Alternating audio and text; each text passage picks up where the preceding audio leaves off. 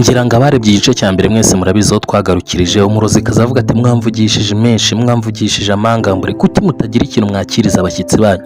Nuko yegereye icyayi cyari kimuri imbere aragisumira arakinywa ariko yumva mu nda bitangiye kujorora, yumva ntago bimeze neza, niko kwifata ku nda avuga ati mamayi ndapfuye bigenze bite, ndapfuye murandoze mwabarozi mwe.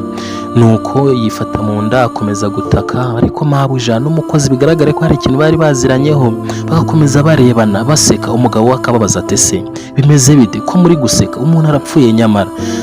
Mabuja n'umukozi akaba ati bose humura mwihorere, uyu arabizi azi ibyo yakoze nta kintu yaba. Ariko mwibuke mbere uyu murozikazi igihe umukozi yamusanga mu gikoni akikanga akomeza akigendera, umurozikazi yaje kongera kuroga cya cyayi ariko umukozi abibonera muri miruwari.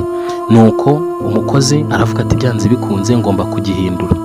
Aragihindura, ahindura icyayi, arangije icyayi kiroze agisiga aho ngaho. Umurozikazi akagira ngo cya cyayi kiroze yaroze bakijyanye, kumbi umukozi wo mu rugo yagifashe aragihindura agisiga aho ngaho, arongera akora ikindi cyayi neza kiri mu gakombe gasa na cya kindi wa murozi yaroze.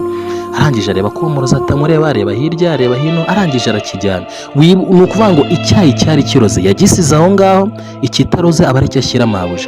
Kumbi nuko byagenze. Hanyuma igihe uyu nguyu yavuga ati nta kintu mwakiriza abashyitsi, yasumiye icyari kimuteretse imbere aba ari cyanywa, kumbi nicyo cyari kiroze.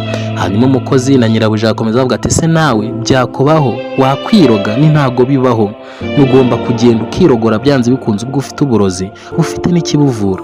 Ubwo niko umukozi na mabuja bari kuvuga uti genda wahigiye kuntwarira umugabo ntibikunze. Undi na umugabo agakomeza ababwira ati ariko se ibintu by'amarozi njye nawe twaratandukanye, ntaho tugihuriye, kubana nawe byarananiranye, kuki ukingendaho? Ariko umurozikazi agakomeza kuribwa mu nda, yumva amerewe nabi, yumva yenda gupfa, agitabaza avuga mamaye mamaye. Ariko yakangononwa n'umujinya bikomeza bimuvugisha avuga ati uko byamera kose nubwo napfa mwese tugomba kujyana, ari wowe n'umugabo wantwaye tugomba kupfa twese bikava mu nzira, cyangwa se mwese mugapfa njye ngasigara. Nuko umukozi asigara amupepera avuga ati genda katsindwe, warunyiciye bosi, warunyiciye mabuja, ati genda genda. Nuko mabuja yashimiye umukozi avuga ati wakoze kuntabara rwose yaramitanye. Umukozi nawe ati mabuja nukuri nanjye sinzi uko byagenze ariko Imana yahabaye. Umukozi arangije arigendera ahasiga bosi na mabuja. Nuko mabuja yegera umugabo waramuhora ati dadi ndagukunda pe. Yes my people, uyu ni umuhungu wanyu Mawombi 10. Nagira ngo mbifurize ibihe byiza, mbabwira ngo nimba inkuru wayikunze ibuka gukanda follow na like, hanyuma muri comment utubwira ati komeza uhatwikire rimwe. Inkuru kuri ngewe nakadasohoka, ngira ngo nibyo nabasezeranyije kuri channel yanyu ya Mawombi 10, babwira ngo uko muzajya mubishaka, hari inyunganizi, hari igitekerezo, hari inkuru mushaka ko nkoraho, naba mari gatanu ku kandi ugomba kubyandika aho hasi muri comment ukambwira ngo hatwike kuri channel yacu ya Mawombi 10. Ibihe byiza rero, mbifuriza ibihe byiza kandi mukomeze mugubwe neza. Ciao.